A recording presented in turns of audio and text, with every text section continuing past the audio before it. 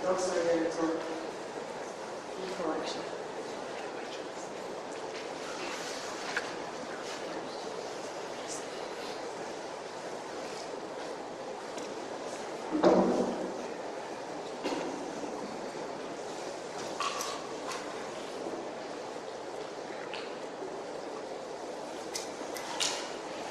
Ladies and gentlemen of the jury, I want to thank the judge who was gracious enough to offer me 90 minutes for the closing argument. But I've done enough public speaking to know that if I take 1 minute over 75, my dear friends in the jury, as nice as you are, probably send me away for a long time. 75 minutes is the time of a theater production, and I think that's the capacity of most people. Good people, even friends, and I do feel a kinship with you, although that might be presumptuous. You've been sitting here for the past week and a half listening to a prosecutor tell you that I'm a very bad person, and I killed my wife. So absurd for me to even repeat that. I know I'm not following any particular order here, but my whole point in speaking to you directly, instead of hiding behind a lawyer, is to tell you the absolute truth. And the truth is often a salad without a dressing. Look, we were together 24 years. It's not really the loss of her life. It's a murder. The violent taking of her life. The confusion, the disorientation that I feel in the world without my partner for 24 years. We really were a part of one body. I feel like a Siamese twin who was violently separated. Let's look at the case. You know, this is a case. That's right. That's what happened to me. I used to be a person, but I'm a case. I came home, found out my wife had been taken from me, been murdered. And I don't even have a mourning period, because now I went from being a person, being a husband, having a wife, having a life, to being a suspect, being a defendant. I'm forced to focus on this situation, on my legal peril, to prove my innocence, instead of thinking about Estelle and the tragedy of her loss and carrying forth her legacy and holding the family, our family together. Okay, enough. You don't want to hear about me. Frankly, I don't want to hear about it. I want to hear about the one life at the heart of this case. My life does depend on what you do here today. But our primary purpose today, and hopefully in a future trial, when the killer is caught, the real killer, is to celebrate the value of a very special life. A life that I have lost already, that our children have lost. That love of my wife, a valuable life this world has lost too soon, way too soon. Estelle, I want to say her name. I want her to be a person in this. Estelle, I know you're in a happier place, but we still need you so much. Your life, your way of being, your way of teaching, it was so special. We're lost without your magic touch, your gentle voice, your clear sensibility. But sadly, instead of talking about lives, we have to talk about a case. Our family's lives have been reduced to that at this moment. A case. Maybe there is something wrong with me. I can't seem to see myself as a case. If it was the case, then the natural course of action would be to hire an attorney. And I would have done that in any other legal situation. I'm not going to sue someone for money without an attorney. Get relief from some legal process while I was an amateur. And that would be ridiculous. Well, this is something that really stood out to me. maybe it stood out to you as well in the prosecutor's summation, in his closing argument. Because he was able to work himself up, to a certain degree, faulting me in his view as a murderer. I think we all agree that's a bad thing. But he got himself to a place where he was laying out this vision of me as a killer. This man who killed his own spouse. And then he veered into the fact that I chose to defend myself. And then he got really vicious. He started to mock me, throw all this scorn out there. In building his case against me, he used the very fact that I'm defending myself as a foundation of that case. Why, the arrogance of it. The man is so full of himself. He thinks he's so clever, he's so bright. He can outdo the professionals. We spend our whole lives doing this. We know how this system works. Why was the prosecutor so outraged about that? I mean, shouldn't he be thrilled to go up against an amateur? What would it have hurt him to show some sympathy for a man who wants to defend himself? Or even to see that as a virtue of some sort? Something quixotic, perhaps. Maybe man is in over his head. But why not sympathize with it? Why not empathize with a person trying to stand up for himself? And then you focus on the accusation. But no, the prosecutor seems somehow more upset, more outraged that I am defending myself.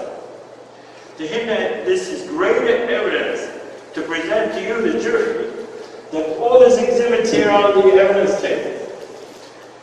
He should be putting himself into your place to think like you would think. And yet, does he really think that 12 people, men and women, a jury of my peers, are going to be more outraged by a man defending himself than by a murderer? Isn't that fascinating? What does this tell you? What does this tell you about the mindset of prosecutors? Perhaps even judges, although Your Honor has given me some breaks in this case. But what does this tell you about this alien world that you and I are standing in today? You and I are the only people in this room who don't live here, who don't belong here. We're not part of this little club, right?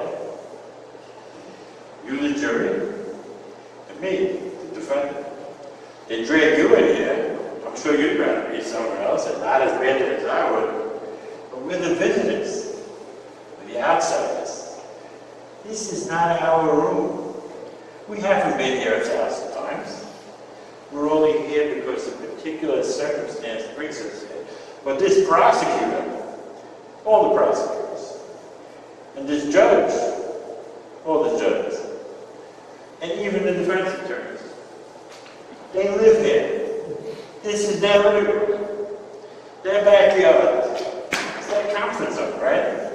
This is what they do. And this is where they do it. Yet here we are, as the outsiders. I think you would join me in scratching our heads and saying, really? The man you believe is a murderer makes you so mad, losing your temper over the fact that he's defending himself? What does that tell you, ladies and gentlemen? I think it tells you more about this case, about this whole environment, about this whole experience, than almost any of the evidence that was offered by the prosecutor. Think about this. There is a basic idea, and you and I have this basic idea. Well, we had this idea before we walked into the reality of the courtroom, that the justice system is designed to give people the opportunity to plead their case, to present their case, to explain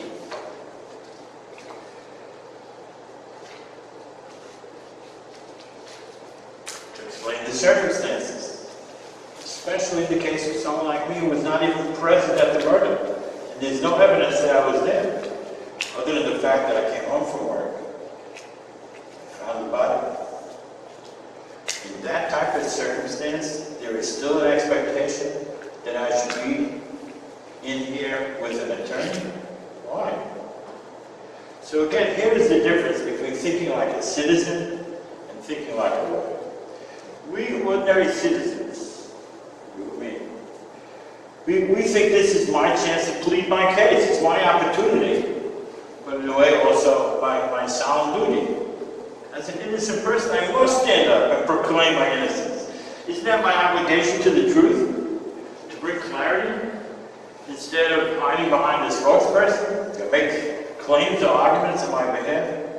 But they say, no, you can't do that. That would be irresponsible. Only a fool represents himself in the courtroom. You're not a professional. You must have an attorney. Remember, if I am mistakenly convicted, there is a killer out there with nobody left looking for him or her. Nobody. Until he does it again. Yes, the prosecutor is terribly upset that I am defending myself. What is that saying? That is saying that in essence, these people, this is not the process that we think it is. If I came here with an attorney, you would never even hear my voice, unless I chose to testify. So I would be sitting there as an expert, an onlooker, a voyeur, without a defined role. And a debate would be conducted about my innocence or guilt, but without my participation. People accused of crimes, apparently, should be seen and not heard. Yes, I once was a juror. I was right where you are. And I learned that in truth, for a defendant, being seen is a form of being heard. Your attitudes, your facial expressions, your body language become your statement. So if I sat there like a nice actor, watching in silence while a clever attorney made arguments on my behalf, would the case really be decided on that lawyer's words? Oh no. Inevitably, I will be speaking. And if I must speak without words, if I must play a game of charades, then I'm virtually certain to give false impressions. If my mouth is closed, if I offer no words, the jury has little choice but to put words in my mouth. If I smile a lot, then he's a wise guy. If I look glum, oh, he's putting on a show. If I cry, it's crocodile tears. And if I cry noisy, and you don't see liquid pouring down my face, they say I'm faking. Worse than that, if I sit with that expression, like the lawyers want, then I'm playing right into the image of the ruthless, emotionless, disengaged, and self-centered guilty. So this system is rigged for me to portray the killer they accuse me of being. This glum, expressionless figure, is that the picture of an innocent man? So everyone is trying to get into the head of the poor, silent schnook that's stuck sitting on trial. Who usually speaks for him? Well, this guy from law school. I'll tell you why I say law school. Because in law school, there's something called moot court. That's where, to practice for real court, this is what they do. You take 3 students. You make one the prosecutor, you make one the lawyer, you make one the judge. And the professor makes up a case, and the students argue it out. Moot, M-O-O-T, means without consequence. It's not a real court. They're only play acting, pretending it's a real court. In our case, I'm a man who's actually on trial, where they want to put me in jail for life, because they say I murdered them, and I extinguished the life of another human being, and not just a random somebody, my own wife, the mother of my children. In fact, I know nothing about it, other than being one of the victims, essentially, because my wife lost her life, and I lost my wife, who was my wife. She was the main victim. And we focused on her death, as she deserves.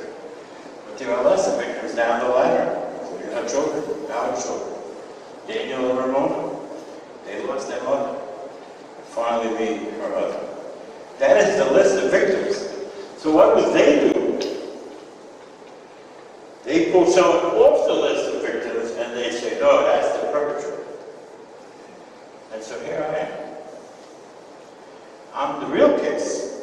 In law school, in moot court, that's the show they're putting on, a mock trial. But when you think about it, that's the way they want this to be. They want the moot court to be the real court, or vice versa. They want the real court to be the moot court. They want to go back to the good old days in law school. They want to shut the defendant up, sit at your table. So the 3 stars from law school can all get up, show their skills. Nobody wants the actual person to come to court to make their case. Because the minute that happens, this becomes a real court. But real people, real lives, real judgments, real consequences. There's actually someone we must look at as a human being who can speak for himself. We're going to have to listen to him. We're going to have to relate to him. We're going to have to react to him. We're going to have to form some kind of opinion, positive, negative, neutral, based on hearing him out. No. They don't want that. That's why the prosecutor was so upset at me. Because this is law school to these people. You and I are 13 guests intruding on this private party. To them, this is law school. The last thing they want to have here is an actual human being in a real-life human situation speaking to actual human beings. Now in Britain they say it's bad luck to have 13 guests. Maybe, hopefully, inviting you and me, the 13 of us, to that little party today will turn out to be bad luck for the prosecutor. Look, it's not supposed to be that I come to court to defend my life. No, who am I? I'm a 0. I'm a gopher. I'm case number 45872. What's the matter with this guy? Doesn't he know his place? His role, my role, is to sit here wearing a suit, trying to look, not too happy, not too scared, not too smart, not too stupid. I can't smirk, I can't grimace, I can't smile, I can't cry. So that's my job, to be none of the above. Other than that, basically a prop. At my own trial, my job is to be a prop. This is how it works in this building, in this room. And again, these people live here. They live here all year round. They are tuned into the rhythms of this place. So, the prosecutor offers some evidence. The defense attorney says, I object. And the judge says, overruled. And the next time the prosecutor gets the question, the defense attorney says, I object. And the judge says, sustained. Oh, here we go. Now each one has a victory. The score's tied, 1-up. It's getting exciting. Witness by witness. Item by item. Goes on like that until the judge adjourns for the day. And afterwards, they all go to the same bar, or the same restaurant. And they have a drink or a sandwich. They all talk about today's episode of Moot Court. The same 3 smart people from law school. Just keep doing this round robin. The defendants are interchangeable. That's me. The juries are interchangeable. That's you. You and I are intruding on this intimate setting that belongs to these people. We are nothing but props. We are supposed to take our places. Shut up. You folks do have a job, although they hate to give it to you. But you get to decide the final winner. And if they think you got it wrong, they go back afterwards and grumble among themselves. After all their hard work, they got undone by 12 rubes who never stepped a foot into law school. Then you guys go home. You either give an interview or not, the choice is yours. You go back into your lives, the consequences are mine and my family's.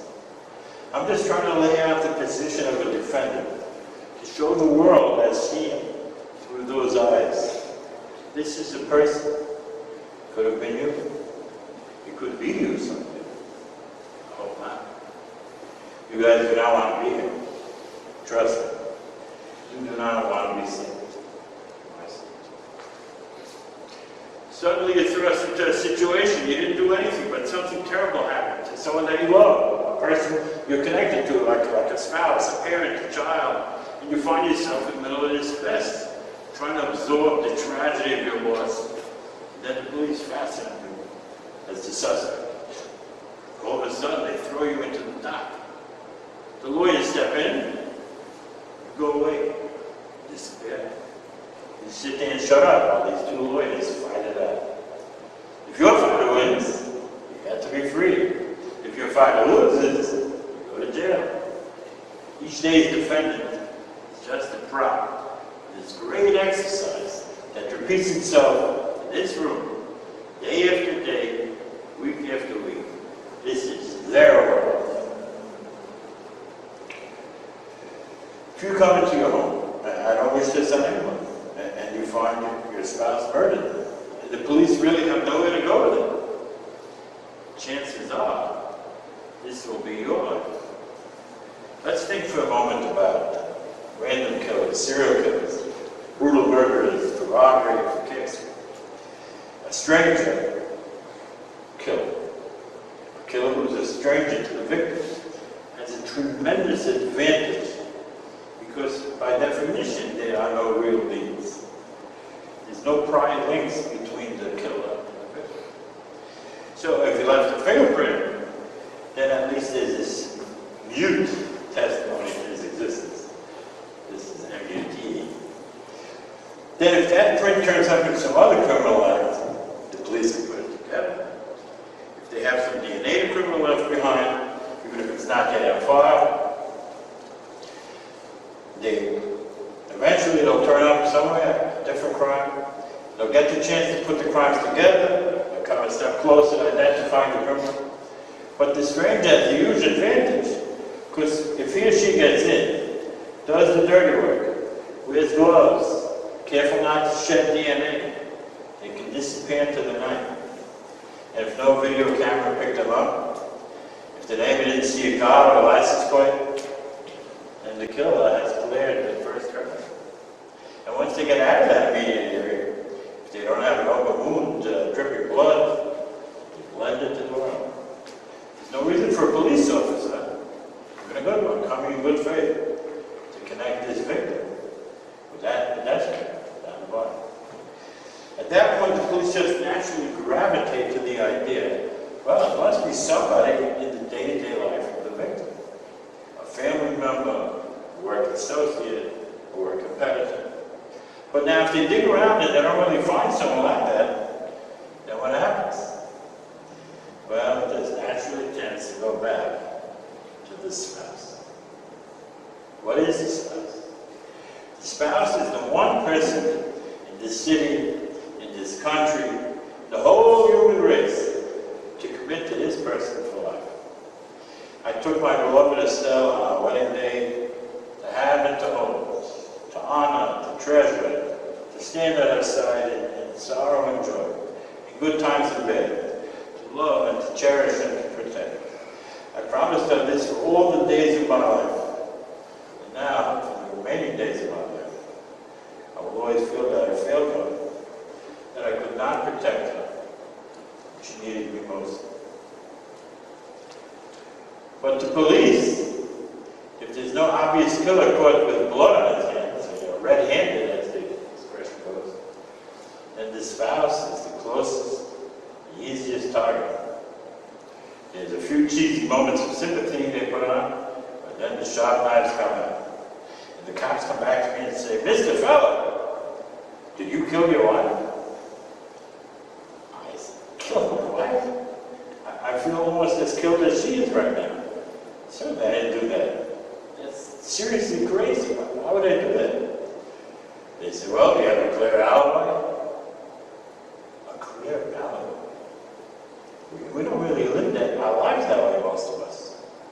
Recording the everyday sequence of our lives in clear 20-minute segments.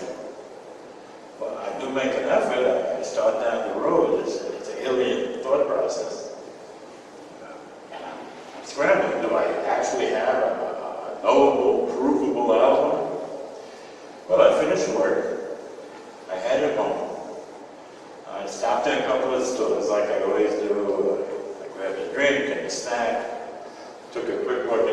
newspapers. It's too cheap to buy them.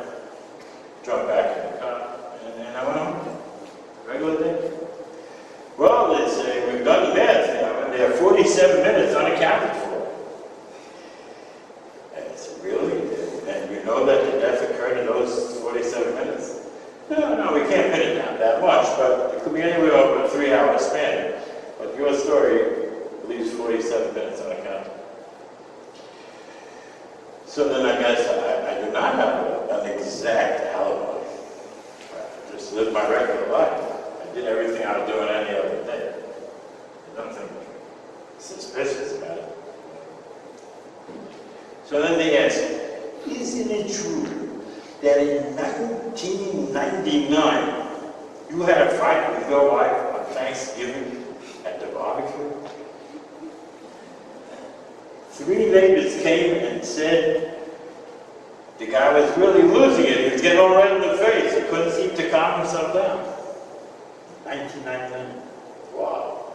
And that doesn't ever happen to people who are happily married, does it? Nobody ever gets that angry if they out on Thanksgiving, right? Come on. So, I'm at a loss. That was 1999. What should I say? Then they say, wait, do you have insurance? I say, absolutely. We had $1.5 million in insurance. I had on her, she had on me. Oh, insurance. Life insurance. This is a whole industry. It's a proud American institution. You get married, you get a call, maybe from an old friend. Can I come around to talk to you and your spouse about life insurance? You can't really say no without seeming like a heel. So they sell it as much more than a benign personal choice. It's a social responsibility. You undertake it to build a family. You're obligated to protect the members of the family. What, you want to just die and let them inherit the winnings? Of course not.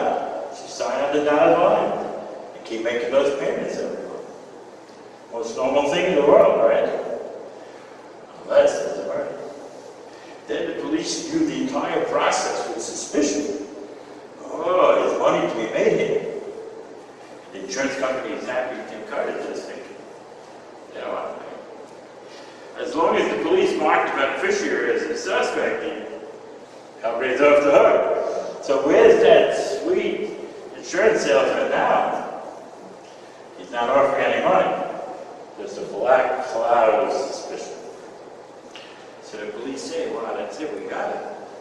Never happened. The police never found one. How did I get it? How did I dispose of it? Look at that evidence table, ladies and gentlemen. No good. Well, of course, we did have a very sad piece of evidence. Very painful for me to hear. That there was DNA found in the body. That was not mine.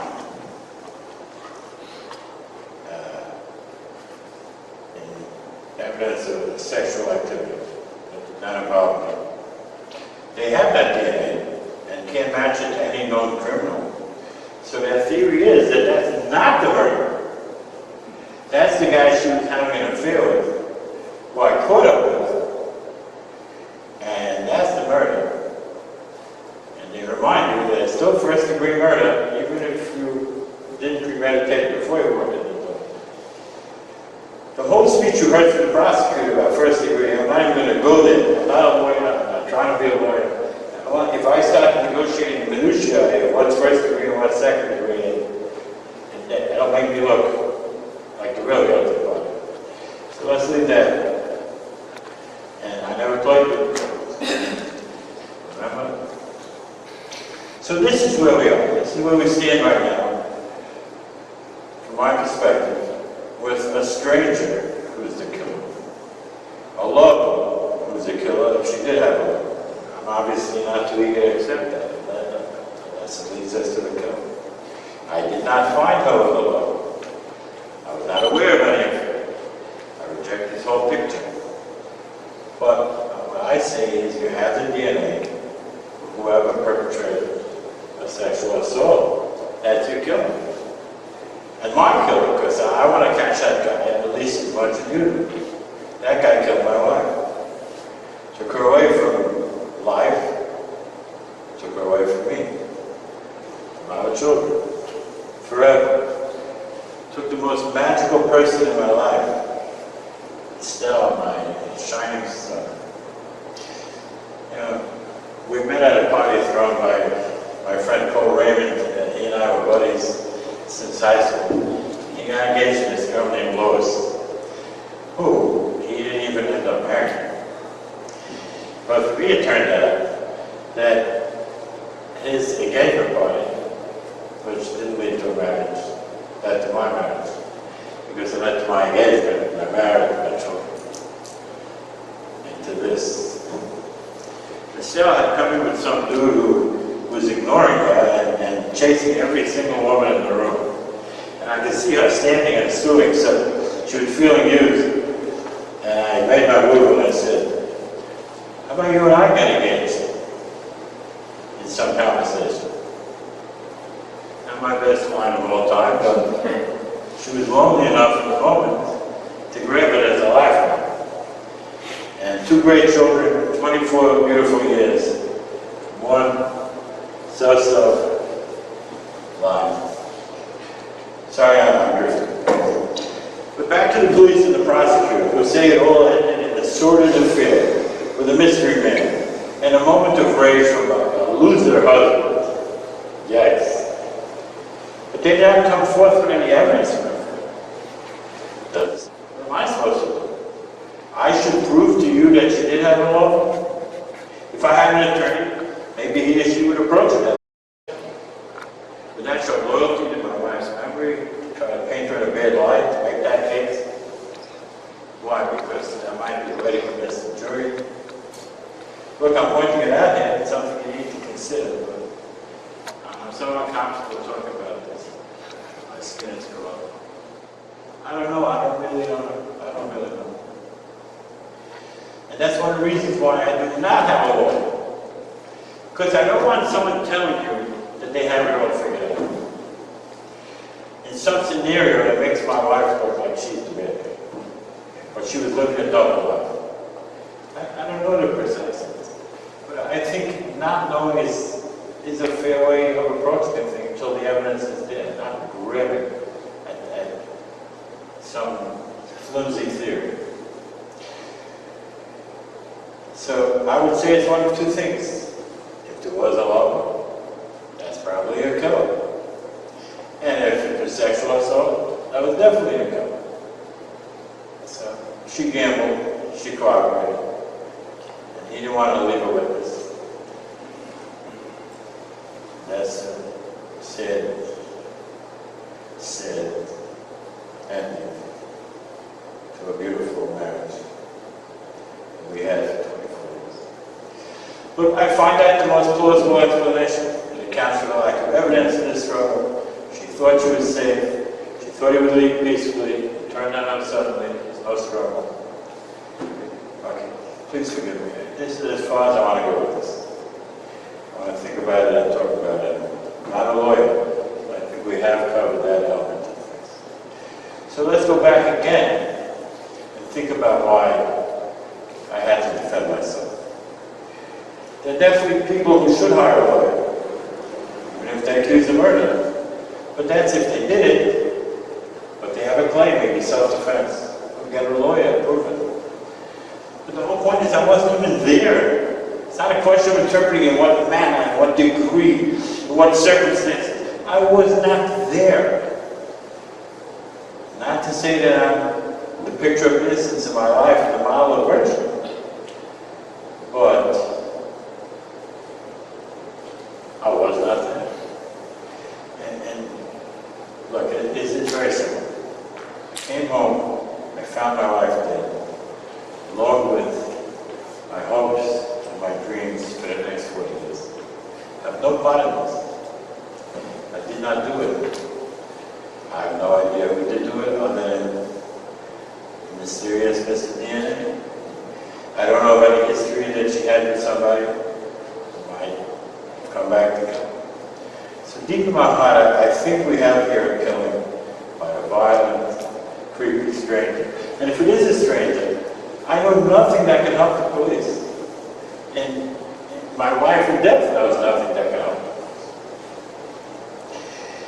I didn't do this, I didn't facilitate it anyway, I have no part in it, I have no knowledge. I would love for the police to find the real killer, but I can't help them. I can't help very much. So the minute I would come in here with an attorney, then I'm no longer that person. I'm no longer the innocent person who came home and found his soulmate dead, with his own life buried under the records. With a lawyer, I've just become a person in some legal battle, trying to cut the best deal. In reality, I have no knowledge at all. That's my defense. My defense is I know nothing. And none of their evidence indicates that I do. That evidence is based on seeing a person whose spouse is killed, with no evidence to identify another suspect other than the stranger's DNA. Some type of sexual drama was playing out. The husband doesn't have a pinpoint alibi. My telephone shows that I was somewhere in the neighborhood, only worked a while from home. And so, plus, add the fact that the husband's making $1.5 million in life insurance. Wow. Well, actually not so fast. Because as long as the police consider the beneficiary a suspect, the claim is not paid. The only way I could ever collect on that is if they caught somebody else. As a result, the cops, the prosecutor, I'll just say to you, do you see anyone else? All we see is this guy. How reasonable is the doubt? That's the case they make. But the doubt is actually huge. It's just not associated with a particular person that we can identify. But the truth is, we do not need to put a face on this particular doubt. Right? You don't have the police motivations, you don't have to close the case, you don't have the prosecutor's motivations, you don't have to build a conviction rate. You only care about justice. What should guide you into a sense of here is a road that we should be going down? I think it's the seamless DNA. Whoever deposited that is the guy who doesn't fit into this picture. He certainly had no legitimate reason to be. What did I do? I got angry about a stupid issue at a barbecue. So petty and dumb that I'm embarrassed that the whole world knows now about this ridiculous episode at the barbecue. Juvenile. Anyone who reads the newspaper knows what I said in 1999 when I lost my daughter.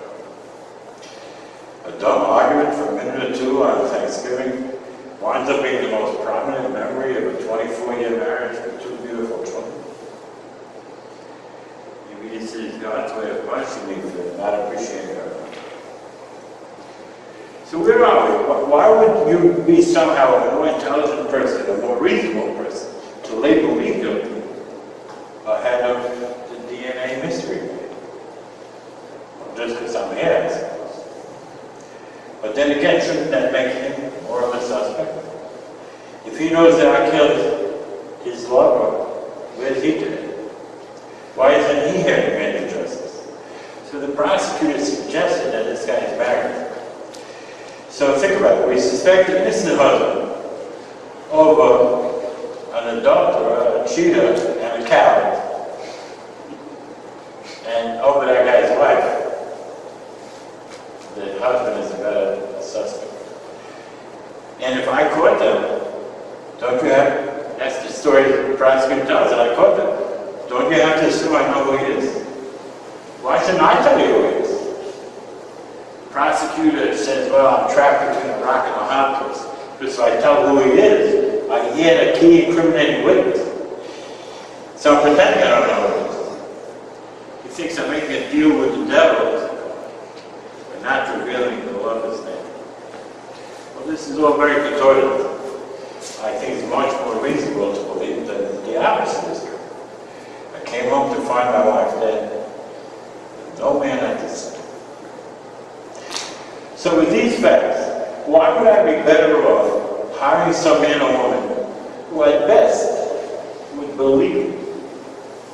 Again, an attorney, there's no way for them to know. At best, they would believe me, but would never know for sure at times.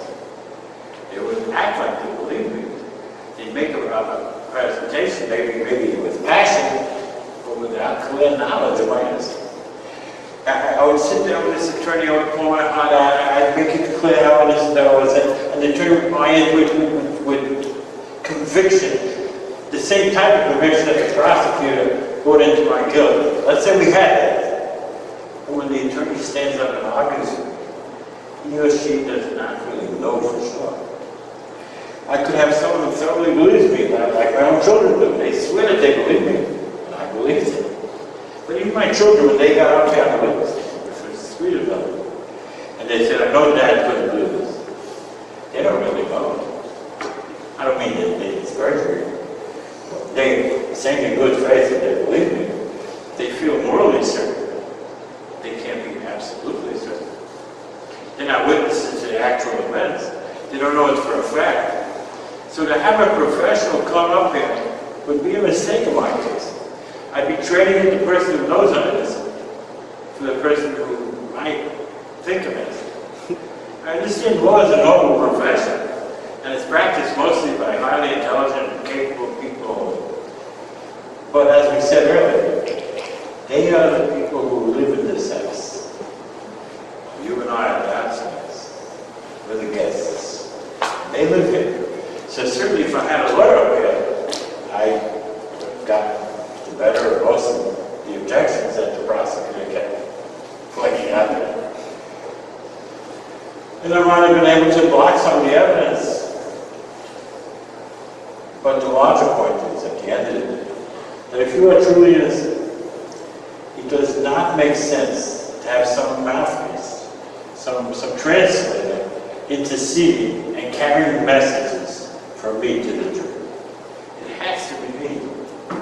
It has to be me that faces you and tells you, looks you in the eye and says, I am you. You are not merely a jury of my peers. You are me. We're the same people. We're middle class people. We go to work. We work hard. We want to have love in our lives. We want to have a family. We want to leave something behind in this world. We want to protect our good name. Sadly, I have very little chance of having any kind of good name, even if you could, which I'm asking you to do. Because most people out there will believe I'm guilty, or remember that I was associated with something until they find the real killer. And frankly, I don't think the police will even continue the investigation. They certainly won't if you commit me. They'll never find the killer unless that DNA shows up at another killing 20 years from now. And they'll let me out of jail, and they'll write me a check for a few $1 million and force imprisonment. And at that time, what am I going to say? Really? You're going to lock me up for 20 years and then give me a consolation prize? That's not the point. What I'm saying is this. Even if you acquit me, can I walk out on the street with my head held high? Unlikely. People will think somehow one of the people over, they say to each other, what do you think? I'm a stranger? Come on, grow up. It's implausible. But implausible things happen every day. And especially when we're dealing with a murder, which is itself implausible. Once you enter the realm of the implausible, there's a part of me that wants it to be logical and to fit into the rest of what you're used to seeing in life. But that's the whole point. This is violence. It doesn't follow the rules. So this is what I have to work out to face in the world. I can't fix it. That repairs beyond me. It's the hands of God. So what can I do? I have to be here, I have to ask you, I have to implore you, and I have to hope that the truth of my heart will enter your heart. truth is, and no lawyer would advise me to say this, but since we're going to be honest, we'll go over it. The truth is that there are two reasons why a jury, with the best intentions, could lean towards conviction. And one is because nobody wants to make a mistake that could endanger innocent people. Nobody wants to position the world to be victimized by a dangerous person. So every juror has to ask, might I be letting a killer go out in the world to possibly kill again? Even if the guy's probably not guilty, can I take that chance? And the second thing that sometimes leads good-hearted jurors astray is that no one wants to be talked out of doing the right thing. It's kind of a resistance. I can do justice, maybe I should do it, although they haven't fully gotten a clear sense of guilt. And think about this. No one wants to be defrauded by the bad guy himself. So that's always a fear, that someday it's going to turn out this guy really did it, and I got sucked up by that guy.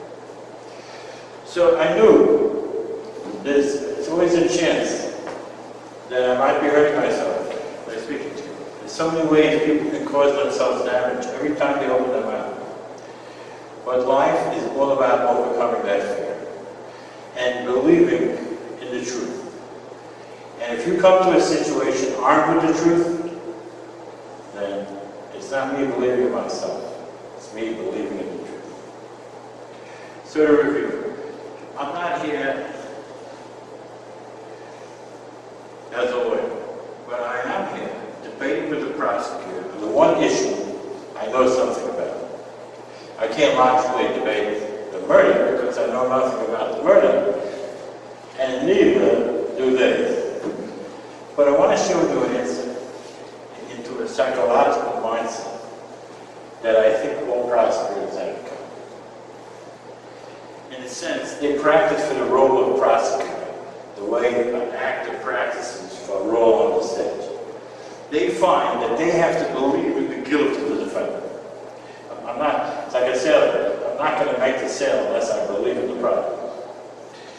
So they have to sell it passionately, and they can't sell it unless they believe it. So they make themselves believe it as an undeniable truth. They work on themselves until they're so convinced, like they feel like they saw the crime themselves.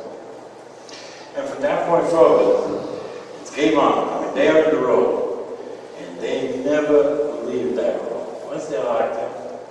Sometimes you see on TV that a guy, he gets out of prison 20 years later because they found the actual DNA was some serial killer. And then they go and interview the prosecutor of the case, and he says, I still don't believe he's innocent.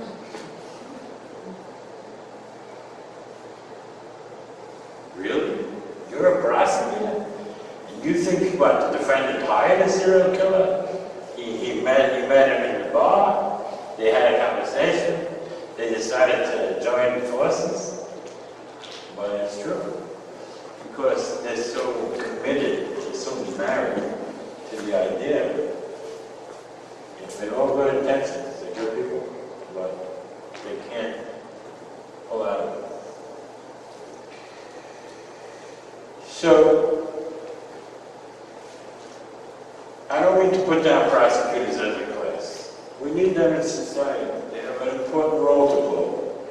But what happens is they are a kind of an actor. At a certain point, they have to be in the role. They have to believe that the person they're prosecuting is guilty. They end up believing it with such fervor. It's like a religious fervor. So back to the earlier point I made. It's moot court.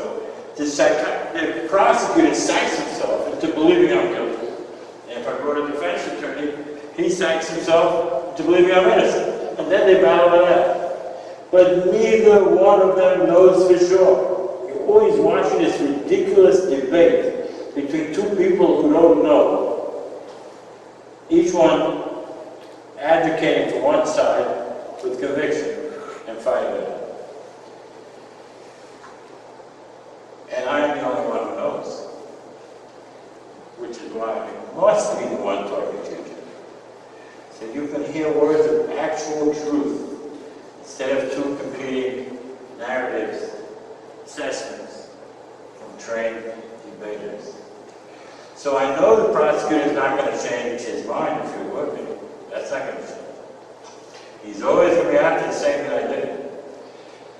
And Joeygphoto, the police will announce after acquittal that they stand behind their investigation and they don't reopen.